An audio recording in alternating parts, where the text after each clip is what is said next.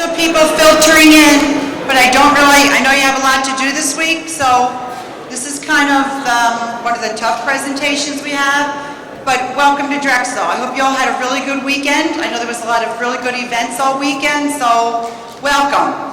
My name is Eileen Baer. I am the Chief of Police for the Drexel University Police Department. I also have a dual role as Vice President for Public Safety. The Public Safety is one department that encompasses also the Police Department. Our mission is to protect and to serve you, our students, and the rest of our community. So our police department patrols the campus. We also patrol down to 30th Street Station, out to 36th Street, Spring Garden, to Chestnut Street. So that's the areas that we are in. So I welcome you to Drexel and know that.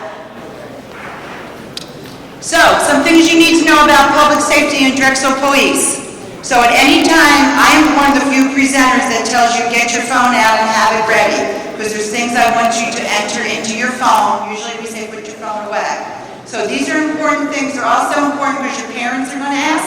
I know, I'm a mom, have 3 children, 2 out of college. I have one that's now a senior, and I know this. So you need to know that. First of all, walking escorts. 24/7, if you are going out alone, particularly at night, and it's dark and you're walking somewhere, you're going off campus even, call for an escort. Someone will meet you where you're calling from. They will escort you to wherever it is you have to go, and vice versa. Call public safety anytime. I'm going to say this number, you're going to see it about 20 times. 215-895-2222 is the 24/7, 365 number for Drexel Police and Drexel Public Safety. Drexel Alerts, the bottom corner. You will get Drexel Alerts on your phone by the mere fact that you are enrolled, and we have your phone number and your email. Drexel Alerts come when there are emergencies on campus or if we have to get critical information. If there is a crime, such as a robbery that was committed, and we have not made an apprehension, we are going to let you know where that was. Other types of emergencies, if we have to close roads, if there are weather emergencies, we will use the Drexel Alert to give you information through there. You will also get an email to follow up. It's critical information. Just so you know, your parents do not get this alert, and we do not include your parents on these alerts. If you tell your parents, that's on you. We cannot register everybody's parents into the alert system, and we don't. We are compatible with the University of Penn system also. Drexel Guardian. So if you get your phone out, we have an app that gets you to public safety. If you go into the App Store to Rave Guardian and you look for drexel.edu, you can download this app. I ask you to please download the app. You may never need it, but I guarantee some of you will. We do not have any access to your information unless you activate the app. You can either activate it and call us by phone. You can text us. You can text us anonymously. Or there's actually that red button is an emergency alert button. That will give us GPS coordinates where you're hitting the phone from approximately. This is a great app. You can send us information of any type. Most times over the past year when it's been used have been for medical emergencies, students calling for friends or for themselves who need some assistance. If you need to see someone in trouble, you can use this app. You can call us anonymously. You can text us anonymously to give us a tip. But the app is here for you, and it's to get us to you or for you to give us information. We also have a self-defense program. There hopefully will be someone out in the lobby that can give you information. You can go to the public safety website, sign up for classes, or reach out to us. If you have a group of 6 or more, we will gladly come or within your schedule, and we will give you a self-defense class for men and for women. We will do classes. So again, here is the number to public safety. I ask you to put it in your phone. This is for police. This is for escorts. This is for information. This is the only number that someone answers 24/7 for everybody on campus. That is the number. So if you need a service, if you can't find something, you call. We will try to get you that help. We will try to get you that service. We are in constant contact with facilities, with the Philadelphia Police, with the student life, with the resident directors, we talk to each other 24/7, so if you can't find them, we can hook you up. You can also go to your Drexel Guardian app. You can go to the emergency blue light phones. There's 110 plus blue light phones across the campus. When you pick up the phone, we know where you are. It also turns on the camera on 90% of the phones, so we also have a visual of you at that phone. Better be afraid to use the phones. The phones get used often when people lose property or lose their phones. Just pick up the phone and stay where you are. You'll get someone there for you. You also see in these pictures that there are officers in yellow shirts. So the yellow shirts are the public safety officers. We have 36 sworn police officers. That includes me. We are dressed in Navy. Our public safety officers are unarmed security officers that supplement us. There's 160 of them. They are in the residence halls. They are in the neighborhoods. They are on bike. They are on foot. And they all have radios that reach the police and the police center at any time. So if you need help and you see one of these officers, please reach out to them. They will get us. They will also give you an escort at any time that you need an escort. If in doubt, call 911. At any time, 911 can connect you with the Drexel Dispatch Center. Also, at any time, if you need assistance in your dorm or any residence hall, go to the RA or go to the person at the front desk. They can automatically call us. They also have panic alarms at those desks. So there's numerous ways to get a hold of public safety or police at any time at all. Quick facts on fire. You are not allowed to smoke in any building on campus, and you're not allowed to smoke anything at all, okay? So, you know what I'm talking about. You are not allowed to smoke in dorms. You are not allowed to smoke in the buildings. So, when the fire alarm sounds, you have to leave the building. Student conduct's going to talk about that. You have to leave the building. Just so you know, every year for the past 3 years across the United States, more students have died in fires related to college campuses or off-house housing than any other crime. So fire is serious business. You have to get out when there's a fire alarm. So I just gave you some other information about us. I also want to talk to you about crimes. So we are in Philadelphia. There are crimes. You never walk anywhere alone. You call for an escort. I always recommend you walk in groups of 3 or more in case somebody gets sick or somebody has to fall down and somebody has to go for help. So please remember. And if you go there with somebody, you all leave together. Nobody walks home alone. It's not safe. Stay together. Theft. The #1 crime in this university is theft. Theft also occurs in the residence halls. Most thefts are unattended property. When you leave your wallet or your laptop or your backpack and you walk away to go get food or go to the restroom, it may get taken. I'm sorry, but that's the reality. So do not leave your property unattended. Not only that, but how many of you signed up and got those really neat backpacks this weekend? Yeah, about 2,000 of you. So there's 2,000 of the same backpack on campus. So you have to watch your backpack, please. You have to be careful. Theft is here. We do our best to prevent it, but please do not leave anything unattended. I also want to talk to you about the Amnesty Policy. I'm going to talk to you about it. Student affairs, student conduct is going to talk to you about it. So we've adapted an amnesty policy here. So amnesty is, if you are out with friends or you are somewhere and someone is in need of medical assistance, or you believe they are, for an alcohol or drug-related issue, if you call us, we will come and we will assist you and nobody gets arrested. I am the chief of police here standing here telling you that we want nobody to be left unattended. When somebody is sick and throwing up, when somebody is passed out from alcohol or drugs, you need to get medical assistance and you're not going to get in trouble, and neither will they if you call for them.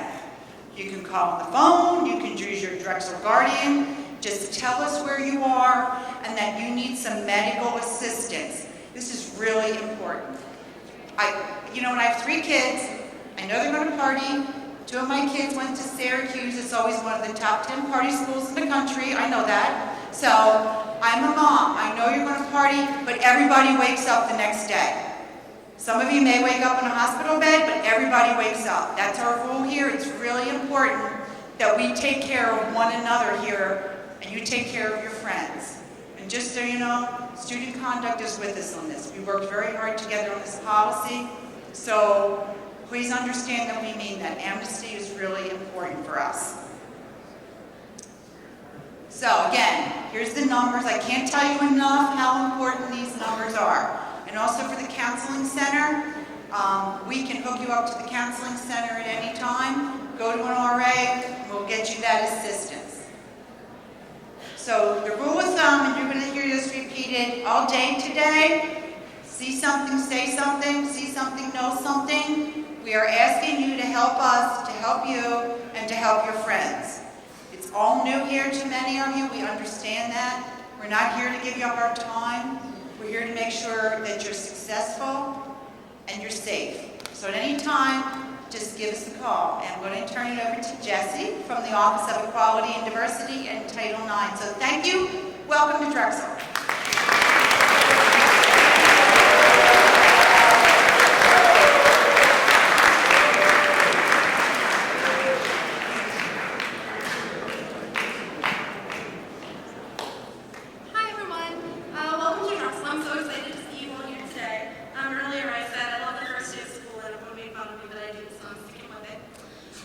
My name is Jessie. I'm here from the Office of Equality and Diversity. You may have seen some of our logos and materials hanging around your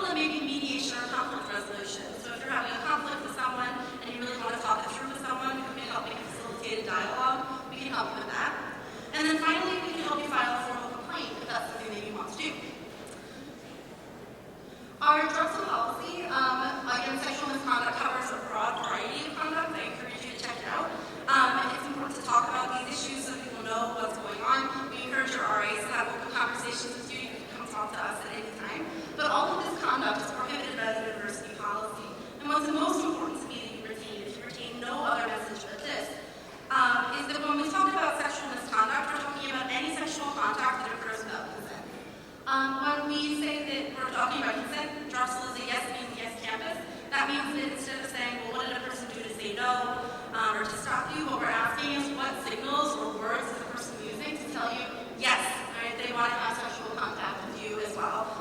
So we're not looking for people who are convincing people, pressuring people, swaying people who seem to be uncertain. That is not consent. It's not an enthusiastic yes. We also want you to remember that consenting to one sexual activity doesn't mean consenting to all sexual activities. That you can consent to sex and then change your mind, right, and withdraw that consent at any time. And that just because you consented in the past doesn't mean that you're consenting now.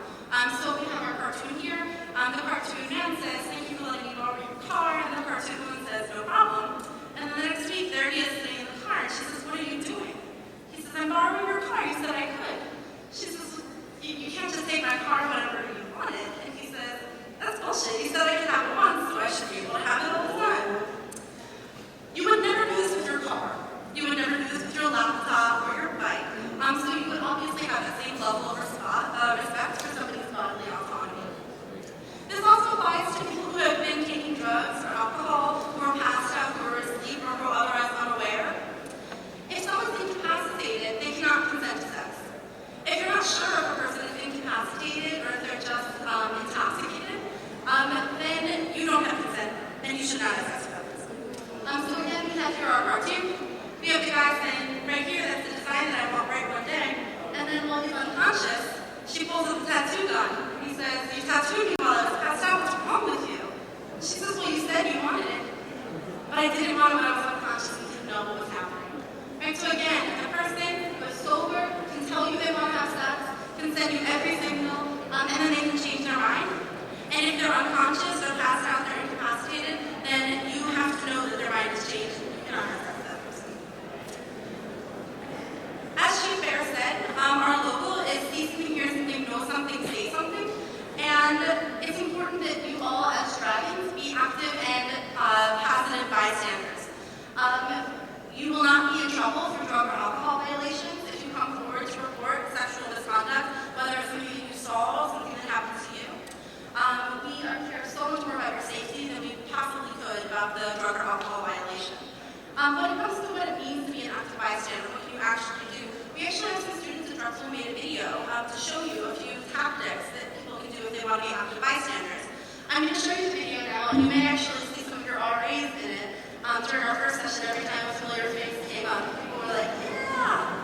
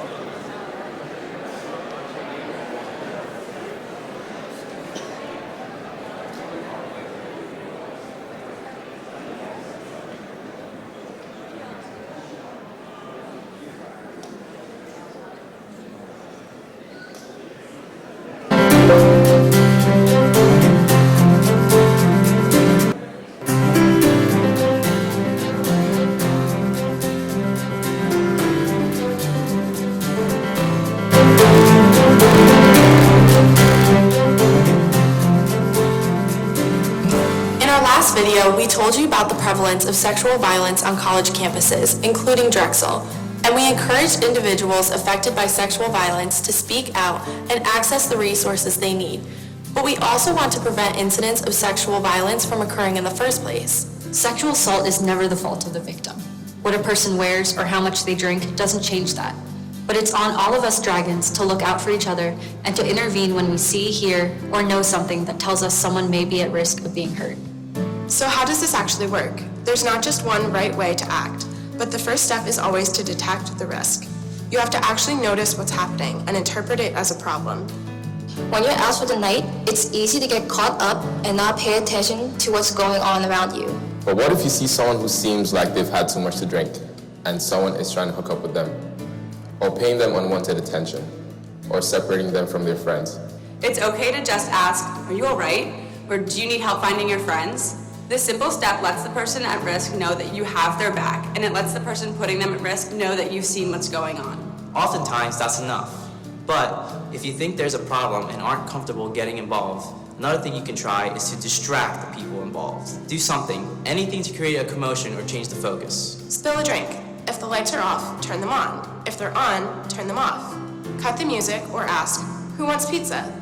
This creates an opportunity for you to try and get one of the people involved out of there. Sometimes, stepping up means recognizing that someone else may be in a better position to help. That doesn't mean do nothing and hope someone else will magically appear. It means slowing down or delaying the situation to give you the time to get help. Find a friend of the target or text someone who knows the person whose behavior is worrying you. Nudge another bystander. It's possible they've noticed too, but we're also unsure of what to do. And you can always contact public safety. Finally, if it's safe, and only if it's safe, you can intervene directly. People stop when their behavior is seen and called out. You're groping my friend. They're falling over drunk. That's not okay. Stop that. Let's go. I called public safety to ask for someone to walk us home. A lot of us have been in situations where we wanted to act but didn't. The reason we give afterwards are sometimes just excuses. You were waiting to be asked? Someone at risk might not know that they're at risk. They're not going to ask for help. You're afraid of intervening and learning there isn't actually a problem? Big deal. The only consequence is being a little embarrassed. Compare that to what's at risk if you don't intervene and someone is assaulted. You think someone else will do it? You could be wrong. It's on us to do everything we can to prevent sexual violence. This is literally written into Drexel policy. You can read it for yourself. We expect all community members to take reasonable action to prevent or stop an act of sexual misconduct. Drexel is serious about this. If you make a report of sexual misconduct to the university and alcohol or drug use is involved, disciplinary action will not be taken as long as the violations didn't put anyone else at risk. Every dragon is entitled to feel safe and welcome, and it's on us to make that happen.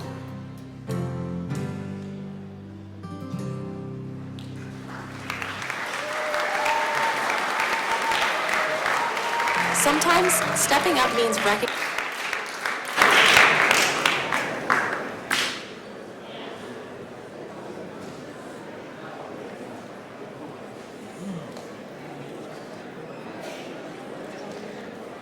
So if you ever need us, if you need support, you can always contact us by phone. You can contact us by email. You can stop by and see us at the Intercultural Center. Or you can even contact us anonymously. Getting in touch with us does not mean you have to take action. If you want to just talk to someone, get some resources, information, and options, you can do that. And if you don't remember how to find us, you can always just ask your RAs or public safety and they'll connect you as well. At this point, I'm going to turn things over to Tanita from Student Conduct, who will do the third and final part of this morning's presentation. Thank you so much.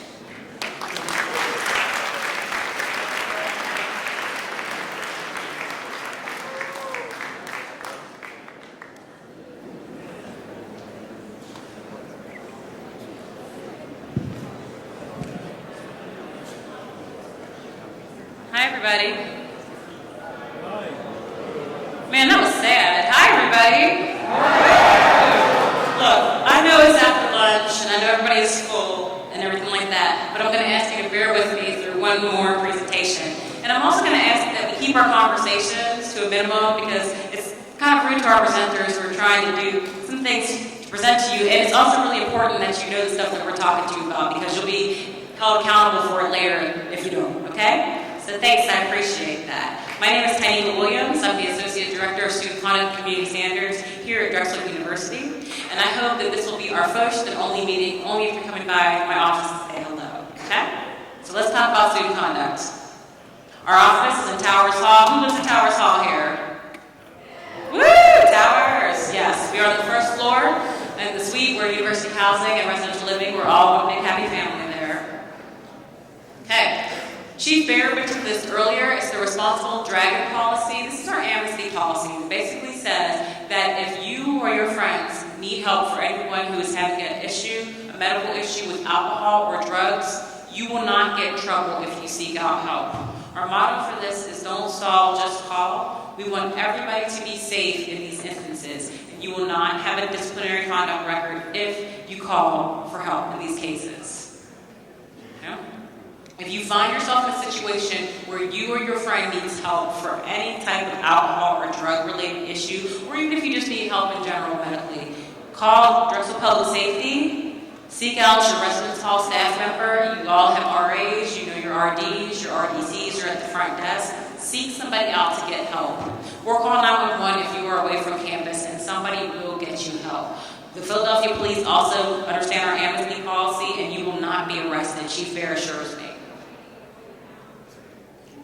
All right, so expectations of our community members. You are now a member of the Drexel community. We ask you to be respectful of yourself and others and the surrounding community. Be respectful of differing perspectives and keep an open mind. And be mindful that as a Drexel student, you are a representative of the university and its standards. Everywhere you go, you represent Drexel. Be aware of the policies in the student handbook because yes, you will be held to them later. All right? Also, all students are held to standards in the code of conduct for as long as they are enrolled at the university. For as long as you're enrolled, you're held to those standards.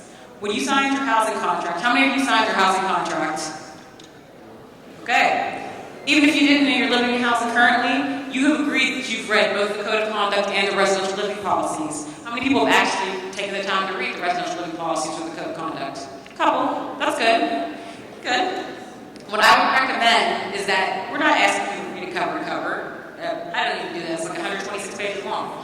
But what I'm telling you is read the important policies on like alcohol, drugs, candles, fire safety, things like that for your residence hall and for the code. That stuff will matter later on. And also on or off campus doesn't matter. So if you get in trouble as a Drexel student off campus for something and we find out about it, you will be held accountable by Drexel. Just so you know. All right, so let's talk academic integrity. So these are some of the important policy violations that we think that you should be aware of here at Drexel, and you'll hear more about those as you go to your classes and things like that. We just want to make sure that you're aware of them initially. So the academic integrity policy, plagiarism, cheating, fabrication, academic misconduct. I'm sure you've all come from some place, other high school, other schools, where academic misconduct and academic integrity policies were things, so I'm sure this is not new for you at all.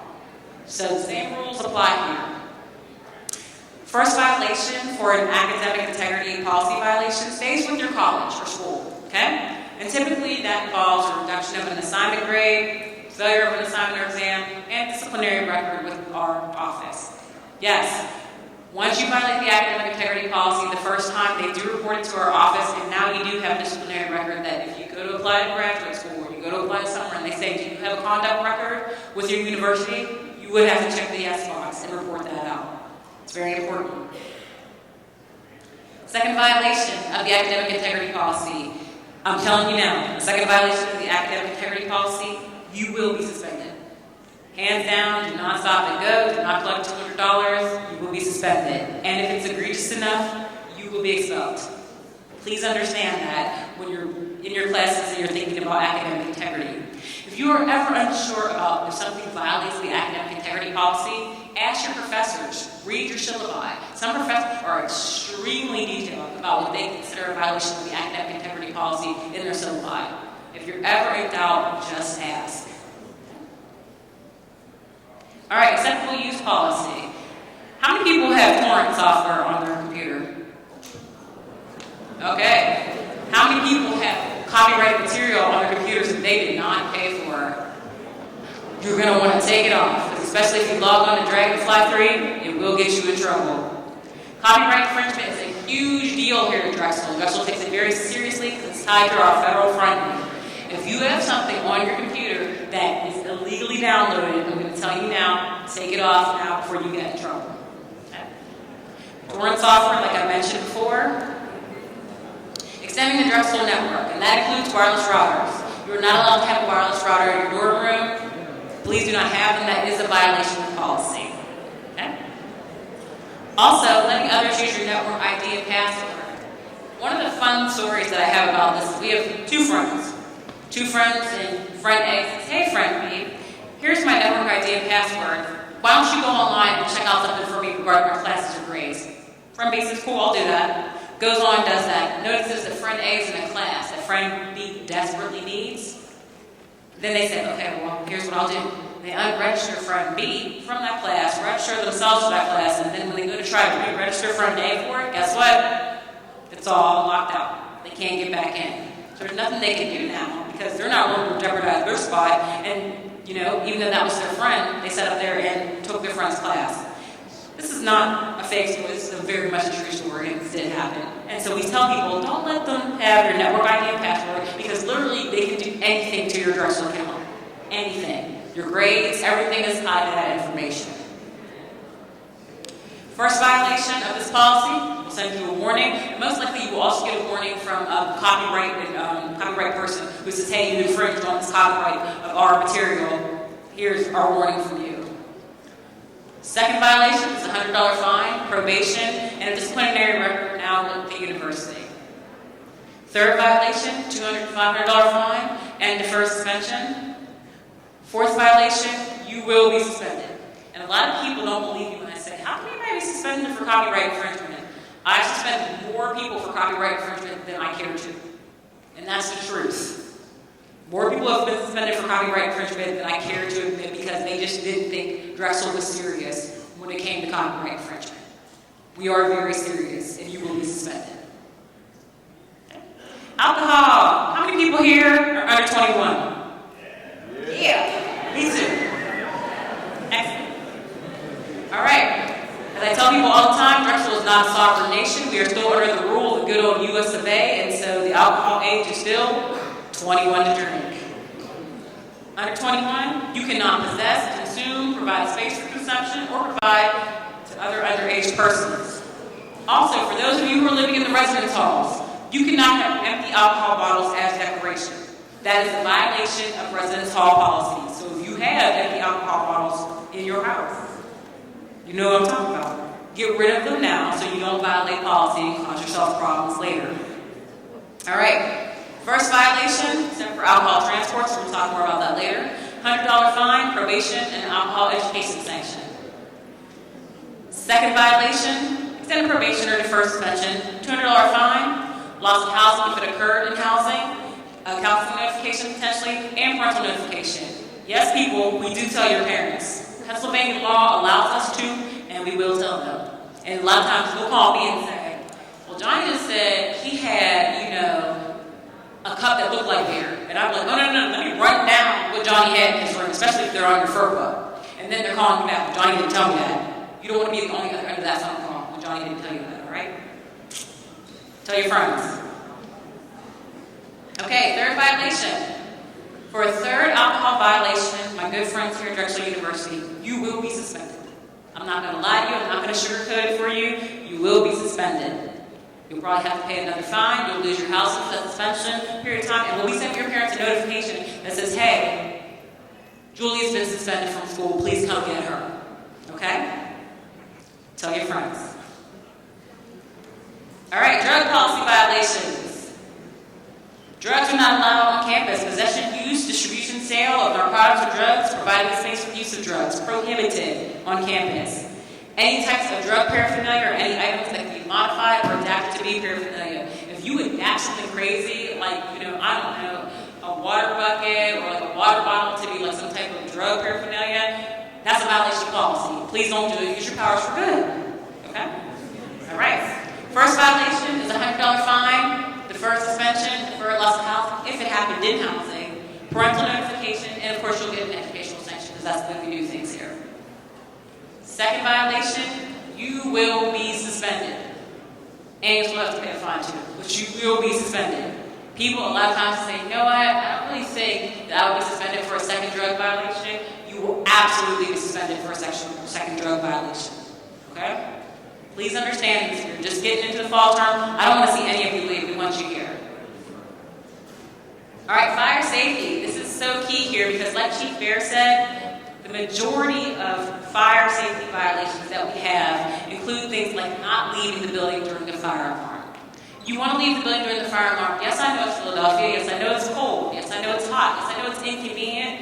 But you never know when it's a real fire and your life might be in jeopardy. Don't take a chance. Smoking. Like Chief Bear says, smoking is not allowed anywhere on any building on campus.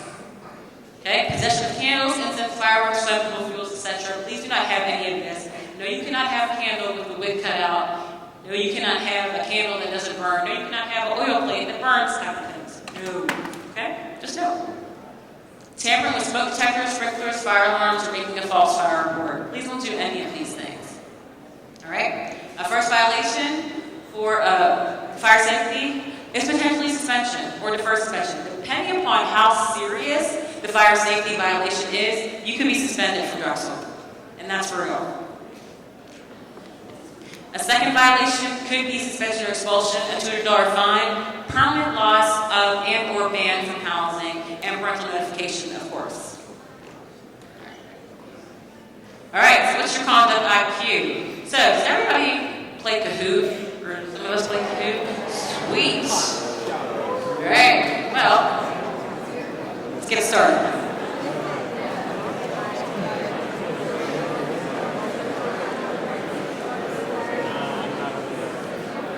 Now, one of the things I'm going to say before we do this is that I'm from the Office of Student Conduct. Please keep your Kahoot names appropriate because that's not a good look. Okay? All right?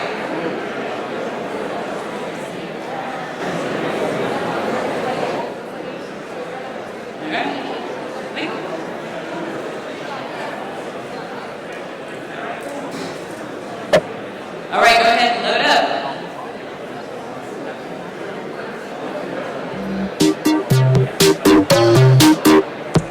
Okay, so you join the game, spin the pin, join the survey, you get a pin, wait for players, let's go.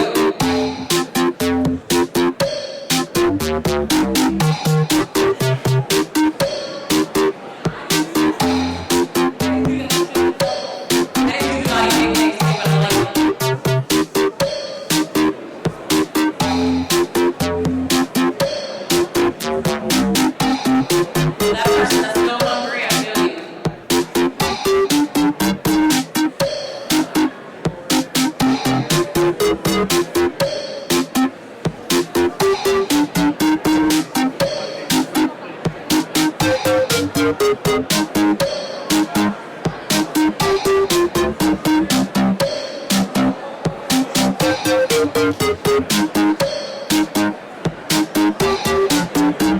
All right, we're gonna start the game. Everybody get in. Well, I'll second. I can wait. No problem. Okay,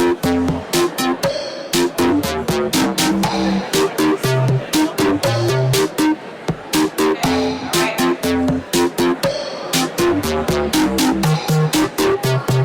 Okay, I'm gonna go ahead and start the game.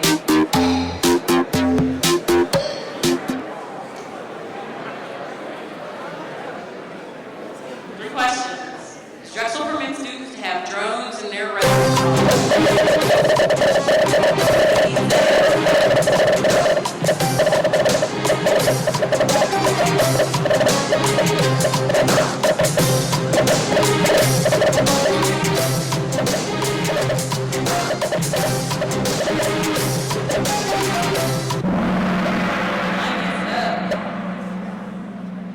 Thank you for those of you who said no. No, we do not permit drones in our residence halls at all. Please, if you have a drone, keep it at home, okay?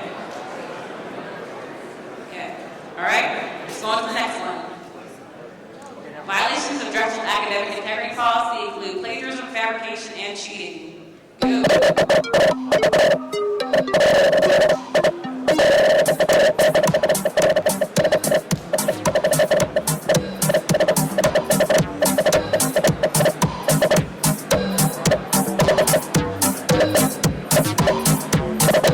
A lot of people here. True, good job. For those of you who said false, I'm going to suggest you guys read the academic integrity policy because you don't want to get in trouble in class. All right, let's go. Next. Are Drexel students permitted to have empty shot glasses in their residence halls? This is a short question. We got 3 answers. What do you think?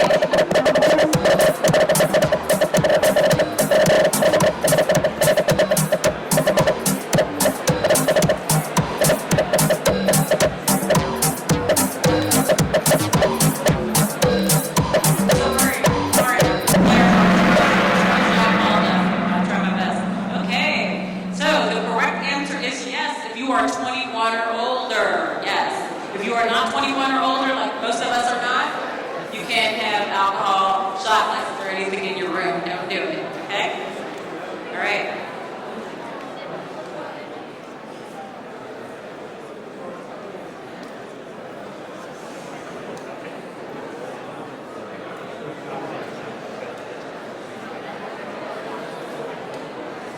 Okay, so there are all winners and no losers in my game of Kahoot. I'm sorry, they're all. But I want to thank you for listening to our presentation. Go out and enjoy the rest of your day, and welcome to Drexel. Thanks again.